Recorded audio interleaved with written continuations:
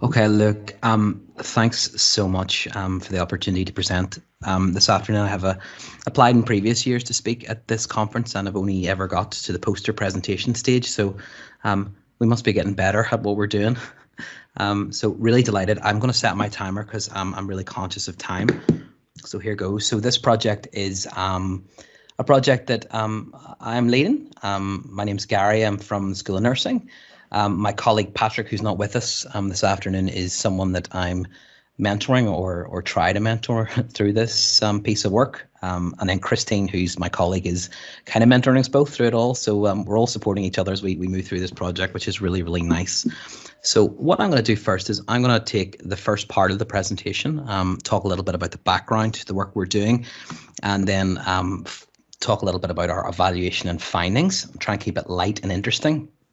And then I'm going to move to Christine at the end, who's going to give the grand finale and the fireworks at the end, Christine, hopefully, and set us off. So the module that we're going to talk about is a module that's undertaken in the School of Nursing and Midwifery. It's been going for many years, and it's around evidence-based nursing. So it's about the nuts and bolts of things that nurses do to help their patients in practice. So how do they find the right evidence at the right time for the right patient? And it's very, very important. It's embedded in our curriculum. But the trouble is that often nurses find this module boring and they find it difficult to relate to their practice because it's not about taking blood pressure. It's not about delivering clinical skills. It's about finding evidence through databases and literature and searches and things like that. So they can find that tough. So that's where we're at. So there's 600 nursing students that undertake this module each year, about 300 in September and about 300 in February. You can see in the background that we've put some photographs, some selfies of them all in their uniform. That's our students. And what we've come to realize is what people have known for a while, that our students, like everyone else, have a diverse range of learning needs. Some are mature students, some are from school, some are from previous jobs in care. All different types of learners. So our goal in this design was to minimize the barriers that might be there and maximize learning for all students on the module. So part one, here's 6 of our students who supported our initial co-design of this module. So I'm going to talk a little bit about co-design. First, if that's okay, how we brought this module together. So the first thing we did was we met with students, we met with service users, they were patients, people with lived experience, and we met with clinicians who were practicing nurses, and we met with academic staff. So we brought those 4 very passionate group of people together with often quite diverse expectations of what the module should look like.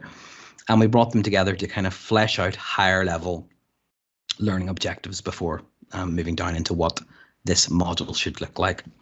So this module, I should have said, runs over 12 weeks. Over 12 weeks. And I'll get into that in a bit more detail. So it's a 12-week module. So what the staff, the students, the service users, and everyone came back with was they wanted more stuff. So they didn't just want one lecture and one tutorial. They just wanted multiple things going on. So they wanted multiple means of representation. So they wanted lots of ways to acquire information. Some people like to read. They like to get articles from textbooks. Some people did not like to read at all. Some people wanted to watch videos. Some people like to listen to podcasts on the go. Some people wanted things like games and virtual reality. They wanted lots of different ways to acquire their knowledge. More than that, they didn't just want to do everything. They wanted a menu of activities that they could engage with, which meant more work for us, but that's what co-design wanted. In terms of expression, which is the second thing, they wanted to provide alternatives to demonstrating what they knew. So they didn't all want to do a test. They didn't all want to do a reflection. They didn't all want to do tweets to tell us what they knew about the module. They wanted a variety of ways to which they could demonstrate to us that they knew what they were doing. So that led to things like in the module, like games, Twitter activities, discussion boards, just different ways in which students could express their learning to us. And finally, more or less as the module was ending and after it was said and done, because evidence-based practice is such an important part of their practice as future nurses, and nursing students, they were very keen that they wanted more learning materials after. They wanted their engagement to be maintained and sustained over time. And we thought, my goodness, what these people seem to want the earth. But really, when we boiled it all down and we really thought about it, it really concorded with this UDL theory of providing multiple layers of representation, multiple means of expression, and multiple means of engagement. So I know you won't be able to see this slide. Hopefully you think it looks nice. And what I'm going to do is I'm going to try and take you through basically the journey of what you're looking at on the slide. So basically this 9-part diagram is how we move through co-design. I'm going to speak to it quite briefly. You don't need to worry about the text.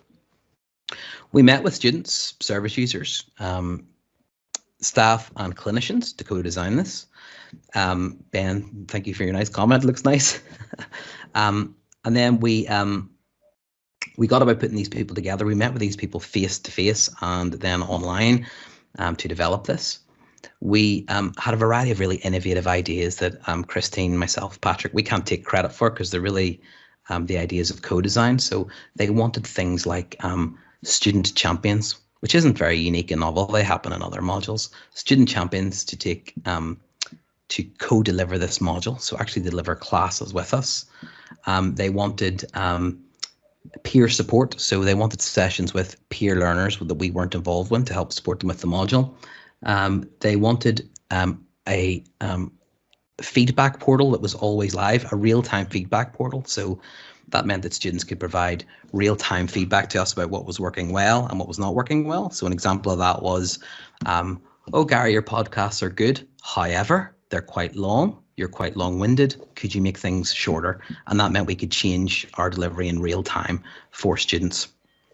It also meant that when we weren't hitting a few areas, like if we were doing too many podcasts, people would say, look, I feel like I'm missing out on podcasts. It's not a way I like to learn. Can you give me alternatives? Can you give me other things to do? So it kept us on track in real time. And we still do this. In terms of the topics, the group picked the 6 topics. Now we came to co-design with an idea of the kinds of things they needed to learn for their curriculum, which is NMC approved.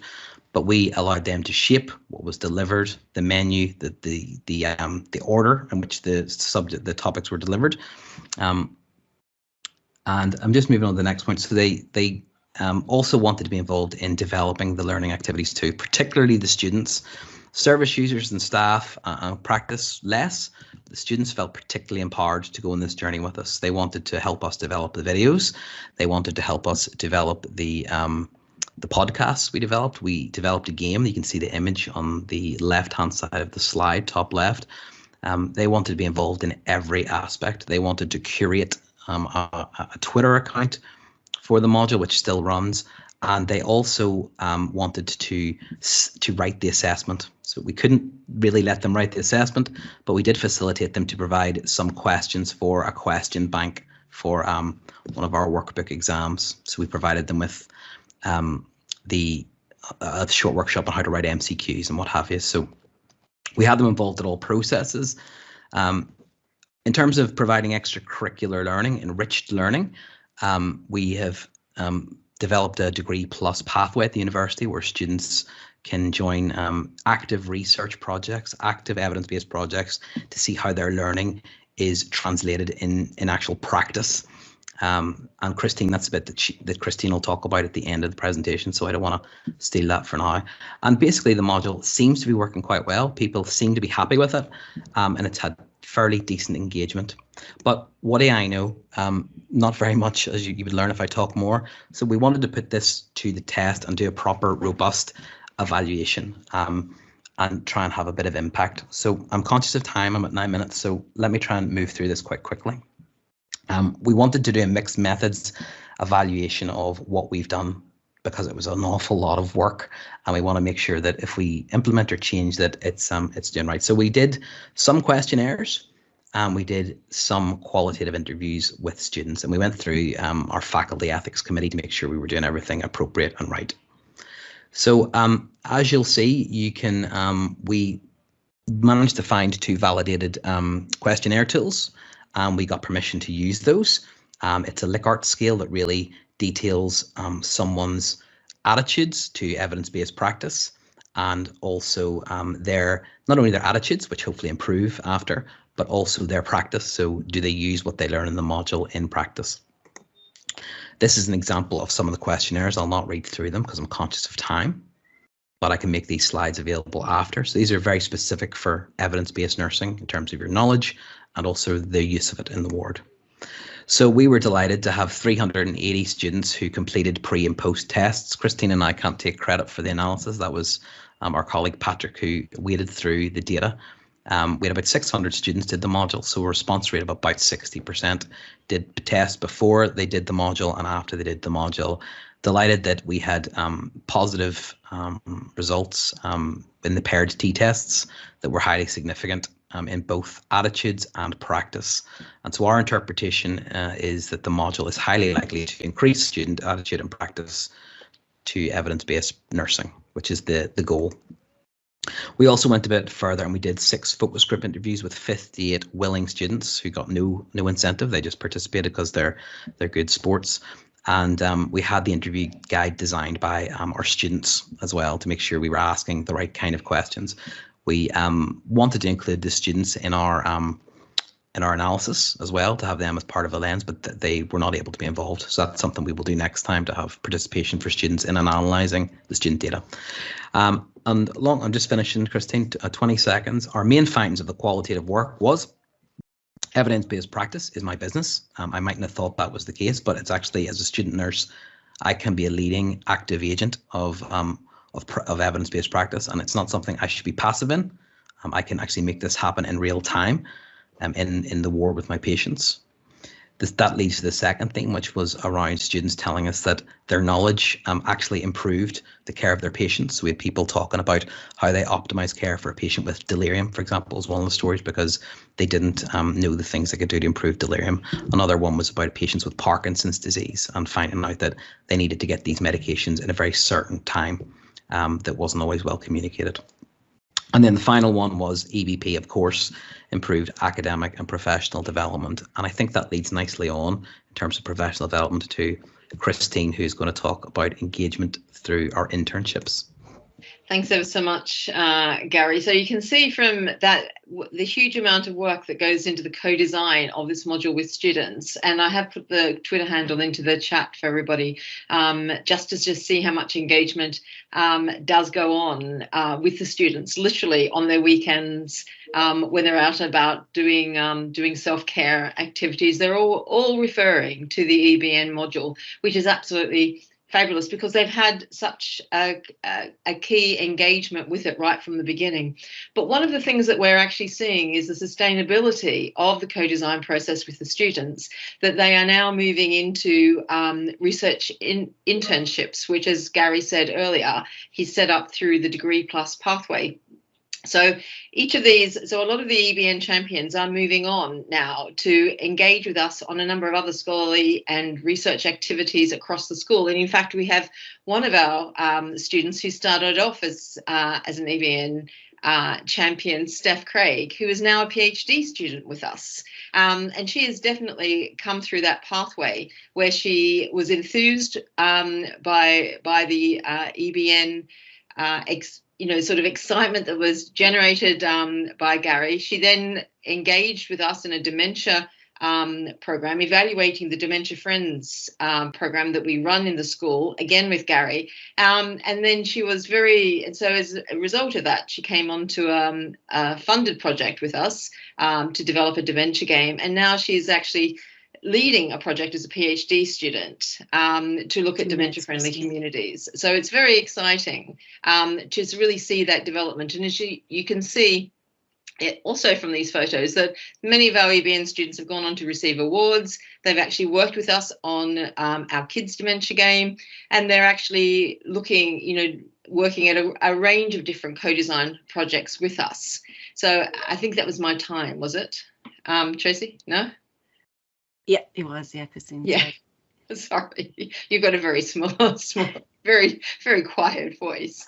So